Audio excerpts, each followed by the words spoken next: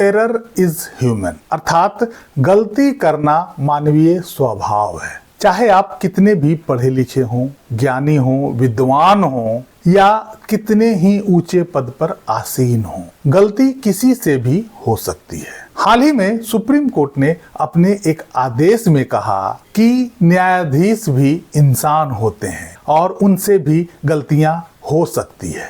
न्यायालयों को अपनी गलती को स्वीकार करनी चाहिए और उन्हें सुधारने में कोई संकोच नहीं होना चाहिए। न्यायालय के किसी कार्य से किसी को नुकसान नहीं होना चाहिए। यह सिद्धांत भारतीय न्याय शास्त्र में मजबूती से स्थापित है। आखिर सुप्रीम कोर्ट को अपने किस आदेश में किस गलती का एहसास हुआ और उसे ऐसा कहना पड़ा, आज के इस अंक में इसी विषय पर हम चर्चा करने जा रहे हैं। नमस्कार, आज के इस अंक में आप सभी का बहुत बहुत स्वागत है। सुप्रीम कोर्ट ने अपने एक फैसले में अपने भूल को स्वीकार करते हुए यह कहा कि न्यायाधीश भी गलतियां कर सकते हैं, वो भी एक इंसान है, वे एक मनुष्य है और गलतियां किसी से भी हो सकती है। न्यायालय को गलतियां स्वीकार करने और यदि गलतियां हुई है तो उसमें सुधार करने में बिल्कुल भी हिचक नहीं होना चाहिए,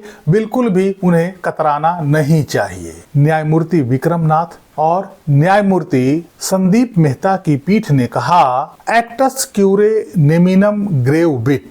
इसका अर्थ होता है कि न्यायालय के किसी कार्य से किसी को नुकसान नहीं होगा। यह भारतीय न्याय शास्त्र में दृढ़ता से अंतर्निहित है और न्यायालय की ओर से हुई किसी त्रुटि, देरी या असावधानी के कारण किसी भी पक्ष को नुकसान नहीं होना चाहिए। दरअसल यह मामला चंडीगढ़ का है और 1989 का है, जिसमें एक व्यक्ति ने एक मकान खरीदने की इच्छा जताई और उसके लिए उसने 25,000 का अग्रिम भुगतान भी कर दिया। अग्रिम भुगतान करने के बाद उसने मकान पर अपना कब्जा ले लिया। इसके बाद खरीदार और विक्रेता के बीच में कुछ आपसी मतभेद हुआ और यह विवाद इतना बढ़ गया कि दोनों के बीच में मुकदमेबाजी शुरू हो गई। यह मामला पहले ट्रायल कोर्ट, उसके बाद हाई कोर्ट और हाई कोर्ट से होते हुए यह मामला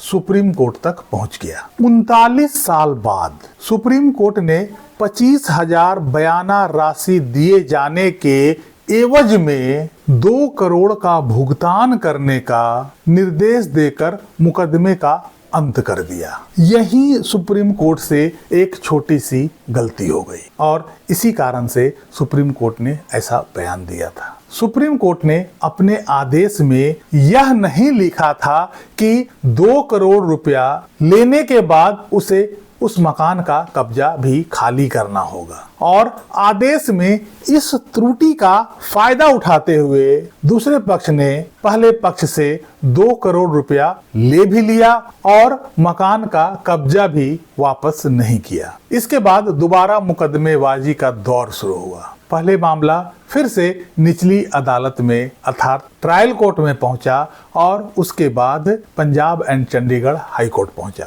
Punjab and Haryana high court ने याचिकाकर्ता के पक्ष में फैसला सुनाया और 2 करोड़ लेने के बदले उसे मकान खाली करने का आदेश सुनाया और तब जाकर इस मामले का अंत हुआ। इसके बाद सुप्रीम कोर्ट को इस बात का एहसास हुआ कि उससे एक बड़ी मिस्टेक हो गई। उसे आदेश में इस बात को आवश्यक रूप से लिखना चाहिए था कि 2 करोड़ रुपए लेने के बदले में उसे मकान का कब्जा वापस भी करना होगा। अपने आदेश में हुई इस छोटी सी भूल को सुप्रीम कोर्ट ने स्वीकार किया। हालांकि इस छोटी सी भूल के कारण उस पक्षकार को, उस व्यक्ति को कितना बड़ा हर्जाना भुगतना पड़ा। इसलिए किसी भी कोर्ट को आदेश सुनाते वक्त या आदेश लिखते वक्त इन छोटी छोटी बातों का ध्यान अवश्य रखा जाता है और रखना भी चाहिए, क्योंकि इस भूल के कारण किसी भी व्यक्ति के लिए